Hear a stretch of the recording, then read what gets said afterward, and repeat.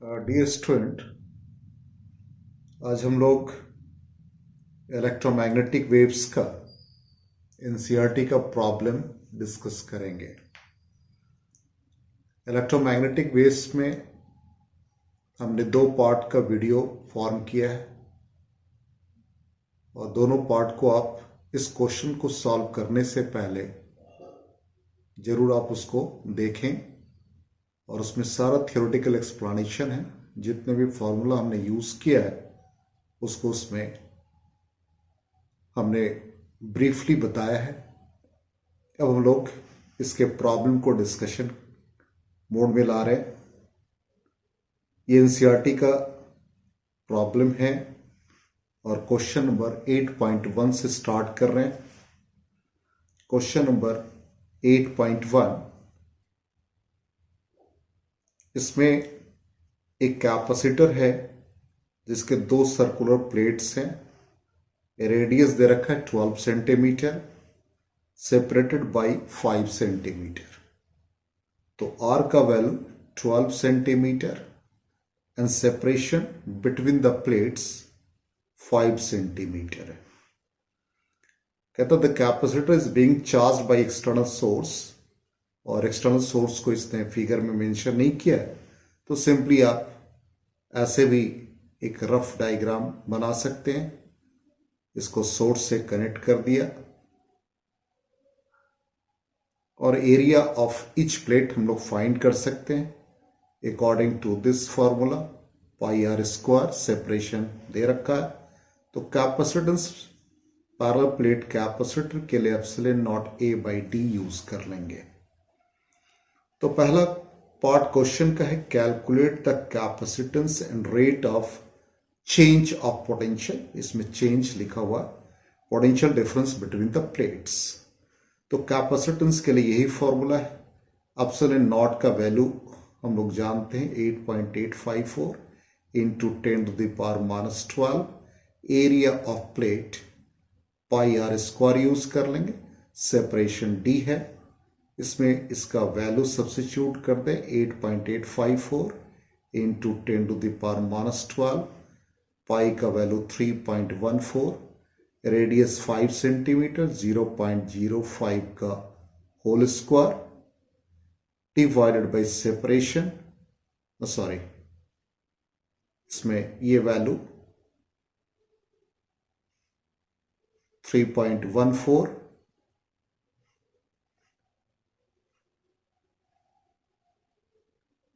Into pi are square. तो ये पाई का वैल्यू डाल दिया है और आर का वैल्यू 12 सेंटीमीटर, तो 0.12 whole square divided by separation 0.05। इसको सॉल्व करेंगे तो इट बिकम्स 80.1 पिको फराड। तो ये हम लोगों ने कैपेसिटेंस फाइंड किया। नेक्स्ट पार्ट है rate of change of potential difference between the plates. तो हम लोगों ने rate of change of potential पूछा है। क्या Q is equal to CV जानते हैं, तो पोटेंशियल को लिख सकते हैं Q बाई C के फॉर्म में। तो कैपेसिटेंस ऑलरेडी कांस्टेंट टर्म है, तो यहां पर इसको डिफरेंशिएट करेंगे तो rate of change of potential मिलेगा 1/C dQ बाई dt, और dQ बाई dt ऑलरेडी आप जानते हैं करंट को रिप्रेजेंट करेगा और करंट का न्यूमेरिकल वैल्यू हमें गिवन है क्वेश्चन में। कैपेसिटेंस का वैल्यू जस्ट हम लोगों ने अभी फाइंड किया 80.1 pico farad means 10 to the power -12, और करंट का वैल्यू दे रखा 0.15। इसको सॉल्व करेंगे तो इट बिकम्स, इसका वैल्यू आ रहा 1.875 इंटू 10 टू द पावर 9, और dV बाई dt है ऑब्वियसली वोल्ट पर सेकेंड, इसका वैल्यू आ जाएगा। तो ये ए पार्ट है क्वेश्चन का। बी पार्ट में कहता है obtain the displacement current across the plates. तो ऑब्वियसली जो करंट आपको गिवन है वो कंडक्शन करंट है। कंडक्शन करंट का वैल्यू 0.15 एम्पियर। तो हम लोगों ने मैक्सवेल्स डिस्प्लेसमेंट करंट के कॉन्सेप्ट में पढ़ा था कि conduction current and displacement current numerically equal होते हैं ऑब्वियसली, तो डिस्प्लेसमेंट करंट का वैल्यू 0.15 एम्पियर हो जाएगा।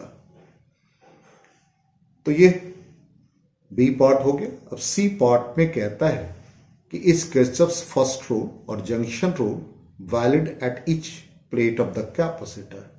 Obviously current I is equal to IC plus ID, जो डिस्प्लेसमेंट करंट के कॉन्सेप्ट में देखा, तो ये इज कंटिन्यूअस, ये कंटिन्यूअस होते हैं, तो ऑब्वियसली किरचॉफ्स लॉ वैलिड होगा। तो सो किरचॉफ्स लॉ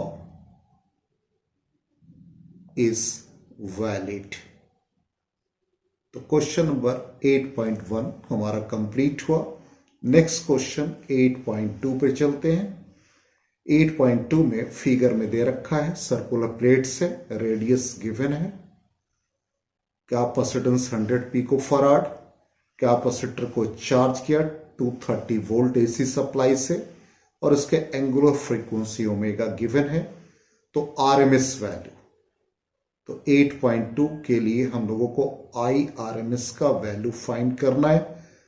तो ऑब्वियसली हम लोगों ने ये जो 230 वोल्ट लिखा है AC, it is the RMS value of EMF, तो VRMS का वैल्यू 230 वोल्ट है। तो IRMS, तो कैपेसिटेंस एक रिएक्टेंस क्रिएट करता है जिसको रिएक्टेंस ऑफ कैपेसिटर कहते हैं, जिसका वैल्यू हम लोगों ने पढ़ रखा है X is equal to 1/ωc।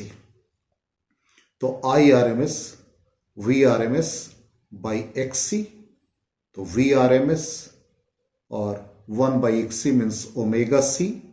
VRMS का वैल्यू 230 है और ओमेगा का वैल्यू दे रखा है 300 रेडियन पर सेकेंड, तो 300। कैपेसिटेंस का value 100 pico farad, 100 into 10 to the power -12। इसको सॉल्व करेंगे तो IRMS बिकम 6.9 माइक्रो एम्पियर। तो ए पार्ट हम लोगों ने सॉल्व कर लिया। बी पार्ट भी आते हैं। Is the conduction current equal to displacement current? Yes, IC is equal to ID। और ये हमने आपको एक्सप्लेन भी किया था, मैक्सवेल्स डिस्प्लेसमेंट करंट में इसका वैल्यू होता है epsilon not d phi E by dt। तो epsilon not d by dt और phi को इलेक्ट्रिक फील्ड इनटू एरिया लिखते हैं। Electric field between the plates of the capacitor sigma by epsilon not area, epsilon not d by dt, ये epsilon not ऐसे cancel हो जाएगा। तो यहां पे सिंपली ये d by dt sigma into area, it becomes charge, dq by dt is conduction current. तो B भी आप सॉल्व कर सकते हैं। और सी पार्ट कहता है determine the amplitude of magnetic field. तो बी का वैल्यू हम लोगों ने पढ़ रखा है at a point due to circular loop μ0/4 pi 2 pi I, और जिस पॉइंट पर निकाल रहे उसको R ले ले और रेडियस हमारा R²। तो एम्पलीट्यूड के फॉर्म में लिखेंगे तो B0 आ जाएगा, μ0/4 पाई 2 पाई I। तो करंट भी एम्पलीट्यूड के फॉर्म में I0R/R²। इसका value 10 to the power -7, 2 pi का वैल्यू 3.14 और I का value I0 peak value √2 times of IRMS into R divided by R²। अब इसमें R का वैल्यू ये 3 सेंटीमीटर पुट करेंगे और रेडियस आपको गिवन है 6 सेंटीमीटर। तो B0 peak value of magnetic field 1.63 into 10 to the power -11 tesla आ जाएगा। तो ये सी पार्ट भी हम लोगों ने सॉल्व कर लिया। अब नेक्स्ट क्वेश्चन हम लोग 8.3 पर आते हैं। 8.3, what physical quantity is the same for X-rays of wavelength 10 to the power, wavelength दे रखा 10 to the power -10 metre, red light of wavelength दे रखा है रेड लाइट के लिए 6800 angstrom and the radio waves of wavelength, radio waves के लिए दे रखा 500 metre. तो कहता कौन से फिजिकल क्वांटिटी सेम रहेंगे, तो obviously speed of the wave जिसको फेज स्पीड भी कहते हैं, स्पीड ऑफ द वेव जिसको कि ओमेगा बाई के लिखा था हम लोगों ने, तो वेव स्पीड वैक्यूम में सेम होता है for all radiation, it is same for all radiations. इसका मतलब रेडियो वेव्स के लिए और फिर रेड लाइट के लिए, एक्सरेज के लिए आइडेंटिकल वैल्यू देगा। तो नेक्स्ट आ जाए 8.4। तो 8.4 के लिए क्वेश्चन में कहता है plane electromagnetic wave travels in vacuum along z direction, what can you say about the directions of its electric and magnetic field vectors? तो इलेक्ट्रिक फील्ड और मैग्नेटिक फील्ड ऑब्वियसली हमने थियोरेटिकल पार्ट में पढ़ा रखा है, E cross B must lie in XY plane. Reason है कि electromagnetic waves travel कर रहा है जेड के along the direction z, तो ऑब्वियसली इनका जो प्रोडक्ट होगा I cross J it becomes K cap. तो इलेक्ट्रोमैग्नेटिक वेव का direction of propagation z axis के along। अब यहां पर आपसे वेवलेंथ पूछा गया है, तो वेवलेंथ फ्रीक्वेंसी गिवन है तो हम लोग वेवलेंथ फाइंड कर सकते हैं। तो वेवलेंथ हो गया c by new, c speed of electromagnetic waves 3 into 10 to the power 8 और फ्रीक्वेंसी दे रखा है, फ्रीक्वेंसी का वैल्यू है 30 मेगाहर्ट्ज। तो obviously 30 into 10 to the power 6, इसको सॉल्व करेंगे तो इट बिकम्स 10 मीटर। तो 8.4 भी हम लोगों ने सॉल्व किया। अब क्वेश्चन नंबर 8.5 पर चलते हैं। एक रेडियो को ट्यून कर रहे हैं जिसमें फ्रीक्वेंसी का रेंज दे रखा है, एक न्यू1 वैल्यू 7.5 मेगाहर्ट्ज और न्यू2 गिवन है। तो ऑब्वियसली इसके कॉरस्पॉन्डिंग हमें वेवलेंथ फाइंड करना है। तो lambda is equal to c by न्यू1, c का वैल्यू डाल देंगे 3 into 10 to the power 8 और फ्रीक्वेंसी हमें 7.5 मेगाहर्ट्ज 10 to the power 6 है। तो इसको सॉल्व करने से ये 40 मीटर आता है। नेक्स्ट फ्रीक्वेंसी न्यू2 गिवन है 12 मेगाहर्ट्ज, तो 12 मेगाहर्ट्ज इसके लिए वेवलेंथ लेमडा 2 c बाई न्यू2 यूज कर लेंगे 3 into 10 to the power 8 और फ्रीक्वेंसी का value 12 into 10 to the power 6, इसको सॉल्व करेंगे तो इट बिकम्स 25 मीटर। तो वेवलेंथ बैंड जो हमें मिलेगा जो कि लेमडा 1 और लेमडा 2 है, तो wavelength band becomes 40 metre to 25 metre. तो 8.5 भी कंप्लीट हुआ हमारा। अब आ जाए क्वेश्चन नंबर 8.6। 8.6 के लिए कहता है ए charge particle oscillates about it's equilibrium position with the frequency given है। कहता है what is the frequency of the electromagnetic waves produced by the oscillator. तो इसमें फ्रीक्वेंसी गिवन है, तो फ्रीक्वेंसी का वैल्यू है 10 to the power 9 हर्ट्ज। तो ऑब्वियसली चार्ज पार्टिकल ऑसिलेट्स कर रहा है with frequency 10 to the power 9 hertz और यही इलेक्ट्रोमैग्नेटिक वेव्स प्रोड्यूस करेगा। तो produces electromagnetic wave of same frequency 10 to the power 9 hertz. तो 8.6 भी हो गया। Question number 8.7। Amplitude of magnetic field 510 nano Tesla 10 to the power -10 Tesla.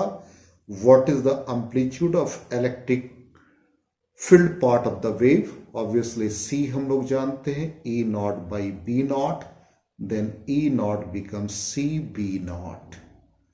तो 3 into 10 to the power 8, B naught का value है 510 into 10 to the power minus 9. इसको solve करेंगे तो इसका न्यूमेरिकल वैल्यू 153 न्यूटन पर कूलम. तो ये 8.7 भी कंप्लीट हुआ. नेक्स्ट हम आ जाए 8.8 पे. 8.8 पे एम्पलीट्यूड ऑफ इलेक्ट्रिक फील्ड दे रखा है 120 न्यूटन पर coulomb, frequency 50 megahertz. Part A, determine peak value of magnetic field omega, K and lambda.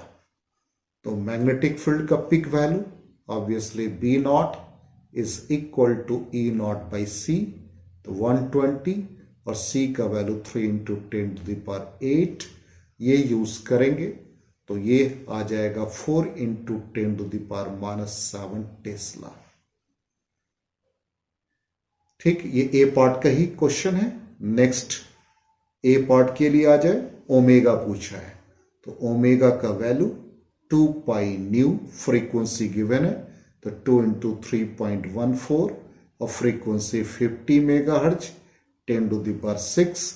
इसका वैल्यू सब्स्टिट्यूट करेंगे तो 3.14 into 10 to the power 8 radian पर सेकेंड. नेक्स्ट है वेव नंबर और propagation constant. It is numerical equal to 2 pi by lambda और इसको हम लोग ओमेगा बाई सी के फॉर्म में भी लिख सकते हैं. तो ओमेगा का वैल्यू डाल देंगे और सी का वैल्यू डाल देंगे तो इट बिकम्स 1.05 और रेडियन पर मीटर इसका यूनिट हो जाएगा. नेक्स्ट है wavelength. Lambda c by nu, c 3 into 10 to the power 8 और फ्रीक्वेंसी आपको गिवन है 50 मेगाहर्ट्ज. तो 50 इंटू 10 टू द पावर 6 ये वैल्यू डालेंगे तो इट बिकम्स 6 मीटर. तो पार्ट ए हम लोगों ने सॉल्व किया. Part B, find expression for electric and magnetic field. तो ऑब्वियसली इलेक्ट्रिक फील्ड का प्रोपेगेशन वाई के अलॉन्ग है तो इसको हम लोग लिखते हैं ई नॉट साइन और जो फॉर्म होगा वो के एक्स माइनस ओमेगा टी या ओमेगा टी माइनस के एक्स के फॉर्म में भी लिख सकते हैं. जे क्या तो ई नॉट 120 साइन और के 2 पाई बाई लेमडा या के का वैल्यू हम लोगों ने फाइंड किया 1.05 एक्स हो गया और ओमेगा हम लोगों ने फाइंड किया 3.14 into 10 to the power 8 t हो जाएगा और जे कैप यूनिट न्यूटन पर coulomb. Similarly magnetic field along z axis B naught sine k x minus omega t. K cap B naught का वैल्यू है 4 into 10 to the power minus 7.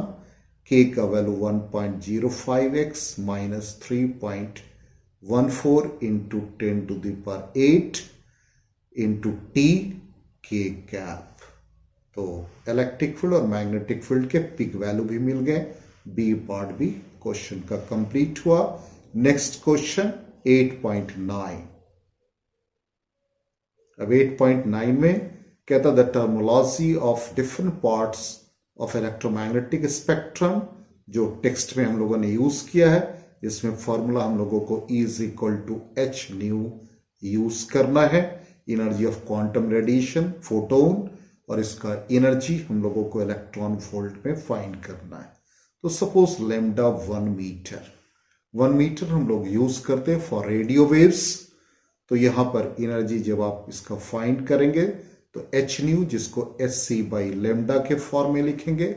इसका value h का Planck's constant 6.63 10 to the power minus 34 3 into 10 to the power 8 और wavelength 1 use करें तो ये joule में आएगा और इस क्वांटिटी को 6.63 10 to the power minus 34 3 into 10 to the power 8 और इस होल क्वांटिटी को 1.6 इंटू 10⁻⁻19 से डिवाइड कर दें तो ये इलेक्ट्रॉन वोल्ट में आएगा। तो 1.24 इंटू 10⁻⁻6 इलेक्ट्रॉन वोल्ट आ गए।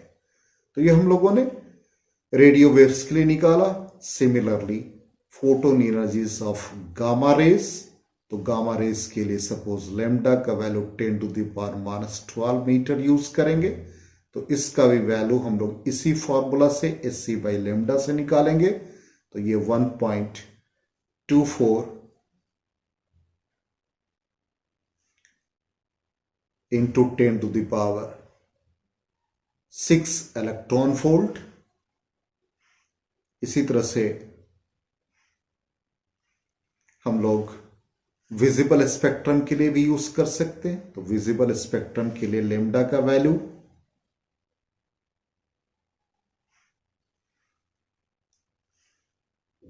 5 इंटू 10⁻⁻7 मीटर यूज करेंगे। तो इसके लिए is equal to Sc by lambda, H new हम यूज कर रहे थे, उसके लिए यहां पर Sc बाई लेमडा यूज हो जाएगा। इसमें भी Sc बाई लेमडा, H का वैल्यू पुट कर देंगे, C का वैल्यू पुट कर देंगे, लेमडा यहां पर 5 इंटू 10⁻⁻7 मीटर यूज करेंगे। तो E का वैल्यू 1.24 इंटू 10⁻³ इलेक्ट्रॉन वोल्ट आ जाएगा। तो इस तरह से हम लोगों ने इसका न्यूमेरिकल वैल्यू विजिबल स्पेक्ट्रम के लिए, ये प्रीवियस का हमने लिखा है। तो इसका वैल्यू जब आप यूज करेंगे तो ये आ जाएगा माइक्रोवेव्स के लिए 1.24 इंटू 10⁻³ इलेक्ट्रॉन वोल्ट। और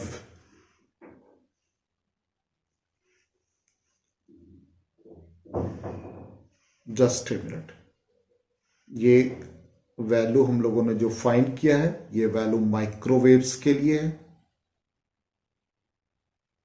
और माइक्रोवेव्स के लिए हम लोग लेमडा जो वैल्यू लिखेंगे, ये लेमडा का वैल्यू यूज करेंगे 10⁻³ मीटर। और यदि विजिबल के लिए निकालते हैं तो विजिबल के लिए 5 इंटू 10⁻⁻7 मीटर। तो E is equal to Sc by lambda, फिर यहां पर यूज करेंगे तो इसका वैल्यू 2.5 इलेक्ट्रॉन वोल्ट आ जाएगा। तो यहां पर डिफरेंट पार्ट्स जो भी हम लोगों ने यूज किया, रेडियो वेव्स, इसी तरह से विजिबल स्पेक्ट्रम के लिए, माइक्रोवेव्स के लिए, गामा रेस के लिए, तो सब पार्ट का एनर्जी लेवल फाइंड कर सकते हैं। Next question 8.10।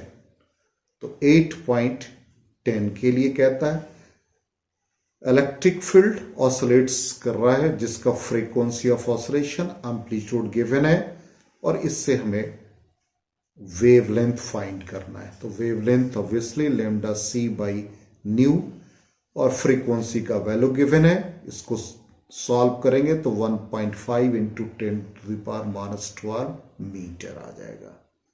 बी पार्ट कहता है एम्पलीट्यूड ऑफ मैग्नेटिक फील्ड, तो B0 is equal to E0 by C।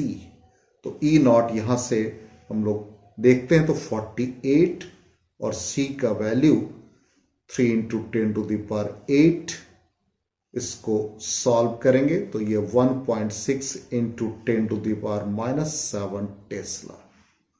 तो बी भी हम लोगों ने सॉल्व कर लिया। सी पार्ट कहता है so that average energy density for electric field equals the average energy density of magnetic field.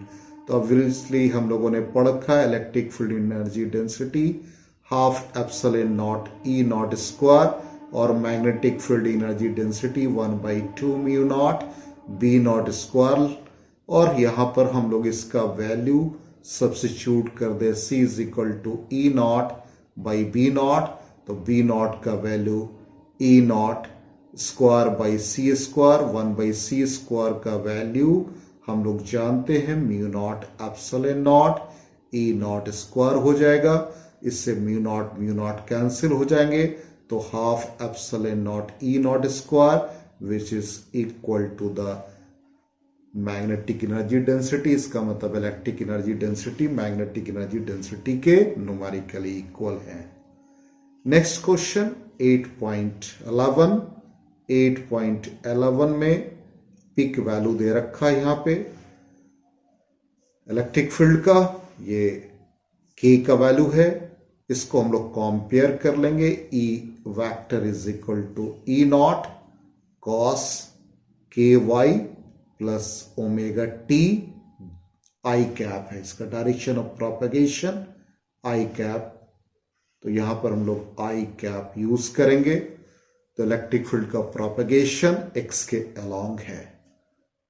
तो यहां इलेक्ट्रिक फील्ड हम लोगों ने पढ़ रखा है ई क्रॉस बी, तो ये आपका आई कैप और मैग्नेटिक फील्ड के कैप। तो डायरेक्शन ऑफ प्रोपेगेशन हम लोगों ने आई क्रॉस के पढ़ रखा माइनस जे कैप, इसलिए इलेक्ट्रोमैग्नेटिक वेव्स का प्रोपेगेशन नेगेटिव वाई एक्सिस के अलोंग हो जाएगा। तो डायरेक्शन ऑफ प्रोपेगेशन यदि पूछता है तो first part direction of propagation ही है, तो direction of propagation negative Y axis. B part में हमें पूछा गया है वेवलेंथ, तो लैम्डा इज इक्वल टू, इसको कंपेयर करेंगे। यहां पर हम लोगों ने के का वैल्यू जो के है 2 पाई बाई लैम्डा 1.8 है, तो ऑब्वियसली ये 2 पाई बाई 1.8 हो जाएगा। इसको सॉल्व करेंगे तो 3.5 मीटर हो जाएगा। सी कहता व्हाट इज द फ्रीक्वेंसी, तो ओमेगा कंपेयर करें तो ओमेगा का वैल्यू 5.4 इंटू 10⁶ रेडियन पर सेकेंड, तो omega 2 pi new becomes omega by 2 pi. Omega का वैल्यू सब्स्टिट्यूट कर दें 5.4 इंटू 10⁸, 2 इंटू 3.14, इसको सॉल्व करेंगे तो 86 मेगा हर्ट्ज हो जाएगा। तो फ्रीक्वेंसी भी हम लोगों ने फाइंड कर लिया। डी में कहता है एम्पलीट्यूड ऑफ मैग्नेटिक फील्ड, तो magnetic field B naught E naught by c, E naught का वैल्यू 3.1 और C3 इंटू 10⁸, इसको सॉल्व करेंगे तो ये 10⁻³ into 10⁻⁻9 Tesla.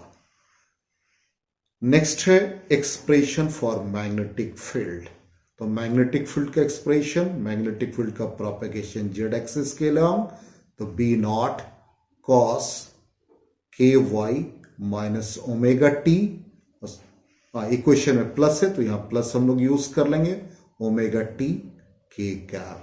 Pick value of magnetic field हम लोगों ने फाइंड कर रखा है, it is 10.3 into 10⁻⁹ cos k का वैल्यू 1.8 वाई प्लस ओमेगा का वैल्यू 5.4 इंटू 10⁸ इंटू टी हो जाएगा, और direction of propagation k cap. Question number 8.12। 8.12 में कहता है 50% of power 100 watt is converted into visible radiation. What is the average intensity? Intensity हम लोगों ने पढ़ रखा है, energy crossing per unit area per unit time, तो energy by time by area, energy per unit time को power से represent करते हैं, एरिया ए। यदि पॉइंट सोर्स है तो power by 4 pi are square. अब इसमें एवरेज पावर है तो पावर यूज कर रहे हैं 0.05 मीन्स 5%, और 100 वाट तो 100 वाट हो जाएगा 4 पाई, पाई का वैल्यू 3.14, और डिस्टेंस आपको दे रखा है 1 मीटर। तो इसको सॉल्व करेंगे तो 0.4 वाट पर मीटर स्क्वायर हो जाएगा 1 मीटर के लिए, और सेकेंड है 10 मीटर के लिए। तो बी पार्ट में आई एवरेज, न्यूमरेटर का वैल्यू सेम रह जाएगा 0.5, 0.05 इंटू 100, क्योंकि पावर यहां पर सेम दे रखा है, इंटू 100, और सोर्स का डिस्टेंस यहां पर डिफरेंट है 3.14, सोर्स का डिस्टेंस है 10 मीटर। इसका होल स्क्वायर, इसको सिंप्लीफाई करेंगे तो 0.004 वॉट पर मीटर स्क्वायर। नेक्स्ट 8.13 में ये फॉर्मूला हम लोगों ने पढ़ा था विंस डिस्प्लेसमेंट लॉ से, lambda mt is equal to 0.29 centimetre kelvin, और इससे कैरेक्टरिस्टिक्स टेम्परेचर रेंज है different parts of electromagnetic spectrum, इससे आपको क्या मिलता है। तो ऑब्वियसली इसके लिए आप एक सीरीज याद रखें, जैसे रेडियो वेव्स के लिए हम लोग 1 मीटर वेवलेंथ यूज करते हैं। तो जब टेम्परेचर आप इससे फाइंड करेंगे और इसको मीटर में कन्वर्ट करेंगे तो 0.0029 by mean value of wavelength, और टेम्परेचर के यूनिट केल्विन यूज करते हैं। तो इसके लिए जब टेम्परेचर फाइंड करेंगे तो 0.0029 और वेवलेंथ 1, तो it becomes 29 into 10⁻⁻⁴ kelvin. Next इसी तरह से माइक्रोवेव्स के लिए फाइंड करें तो माइक्रोवेव्स के लिए 3 इंटू 10⁻³ मीटर, तो करस्पॉन्डिंग टेम्परेचर मिल जाएगा आपको 1 केल्विन। नेक्स्ट इंफ्रारेड के लिए 3 into 10⁻⁵ metre, temperature 10⁻² kelvin. Visible spectrum के लिए 5 into 10⁻⁷ metre, temperature becomes 6 into 10⁻³ Kelvin. Ultraviolet 3 into 10⁻⁷ meter, temperature becomes 10⁴ Kelvin. X-rays 10⁻⁻10 meter, corresponding temperature 29 into 10⁻⁶ Kelvin. Gamma rays के लिए 10⁻⁻12 metre, temperature 29 into 10⁸ Kelvin. तो 8.13 भी हो गया। नेक्स्ट हम लोग क्वेश्चन नंबर 8.14 पे आ जाए। क्वेश्चन नंबर 8.14, इसमें इलेक्ट्रोमैग्नेटिक रेडिएशंस जो डिफरेंट कंटेंट्स दे रखा है, इसके अकॉर्डिंग आपको बताना है कि ए जो 21 सेंटीमीटर वेवलेंथ है हाइड्रोजन एटॉमिक हाइड्रोजन के लिए दे रखा है, तो ऑब्वियसली इसका वेवलेंथ शॉर्टर है, तो शॉर्टर वेवलेंथ है तो ये इलेक्ट्रोमैग्नेटिक वेव या इलेक्ट्रोमैग्नेटिक स्पेक्ट्रम के रेडियो वेव्स को रिप्रेजेंट करेगा। नेक्स्ट है 1057 मेगाहर्ट्ज, ये फ्रीक्वेंसी लार्जर है, तो ऑब्वियसली फ्रीक्वेंसी लार्जर होगा और वेवलेंथ स्मॉलर होगा, तो ये रेडियो वेव्स को रिप्रेजेंट करेगा। सी पार्ट में कहता है 2.7 केल्विन, अभी जस्ट हम लोगों ने विंस डिस्प्लेसमेंट लॉ से पढ़ा, और इसका value 0.29 centimetre kelvin divided by temperature, तो टेम्परेचर आपका 2.7 है, तो 0.29 सेंटीमीटर केल्विन, और टेम्परेचर आप यूज कर लेंगे 2.7 केल्विन, इसको सॉल्व करेंगे तो ये 0.011 सेंटीमीटर के प्रॉक्स आ जाएगा। डी पार्ट में कहता है double lines of sodium, obviously ये yellow part of visible spectrum को रिप्रेजेंट करता है इलेक्ट्रोमैग्नेटिक वेव्स के, ई पार्ट में कहता है 14.4 किलो इलेक्ट्रॉन वोल्ट, तो एनर्जी दे रखा है आपका 14.4 किलो इलेक्ट्रॉन वोल्ट। इसको आप 14.4 kilo 10⁻³ electron volt 1.6 into 10⁻⁻19 joule में यूज कर लेंगे। तो इससे हमें फ्रीक्वेंसी मिल जाएगा। फ्रीक्वेंसी E/h यूज करेंगे तो इससे ये 3.5 इंटू 10⁻18 हर्ट्ज, और ये high frequency obviously gamma rays और एक्स रेज को रिप्रेजेंट करेगा। नेक्स्ट 8.15 कहता the long distance radio broadcast use short wavelength why. तो ऑब्वियसली रेडियो वेव्स के शॉर्ट वेवलेंथ है। ये हम लोगों ने पढ़ा है कि जैसे अर्थ का ये कर्व सरफेस है, तो जो कर्व सरफेस है ये जो भी सिग्नल्स हमारा 500 to 1500 के रेंज में होता है वो इसके कर्व सरफेस को फॉलो करता है। इससे ज्यादा जो फ्रीक्वेंसी होते हैं उसके लिए एक हमारा अपर लेयर एटमॉस्फेयर का है जिसे हम लोग आयनोस्फेयर कहते हैं। तो यहां से जो भी सिग्नल एंटर करते हैं वो आयनोस्फेयर से रिफ्लेक्ट बैक होता है और ये हमारे रिसीवर एंड पर आता है।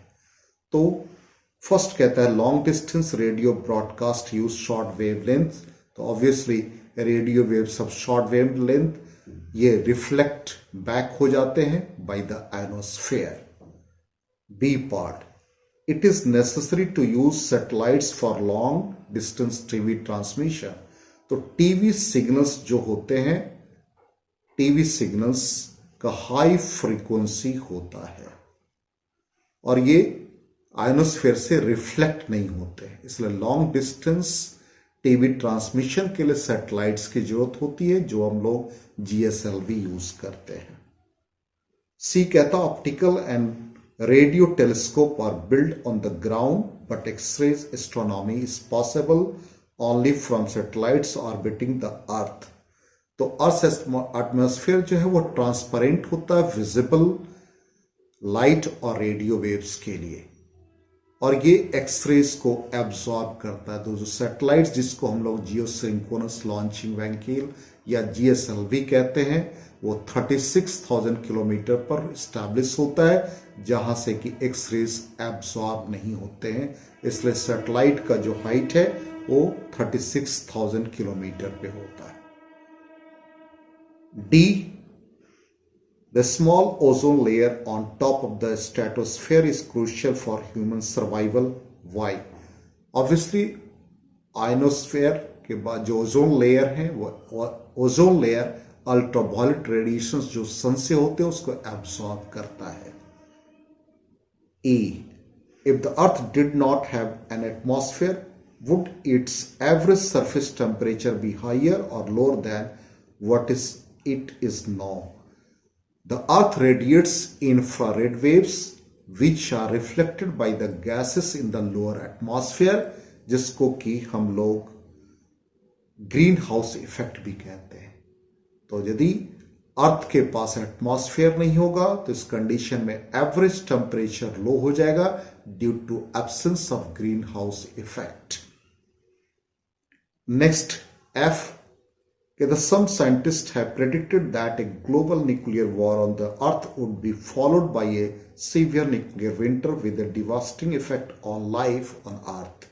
What might be the basis of this prediction? Obviously, nuclear winter, the clouds produced by a global nuclear war would perhaps cover substantial parts of the sky, preventing solar light from reaching many parts of the globe. This would cause a nuclear winter. तो हम लोगों ने इस तरह से electromagnetic waves का exercise का सारा क्वेश्चन डिस्कस किया। Thank you and very much.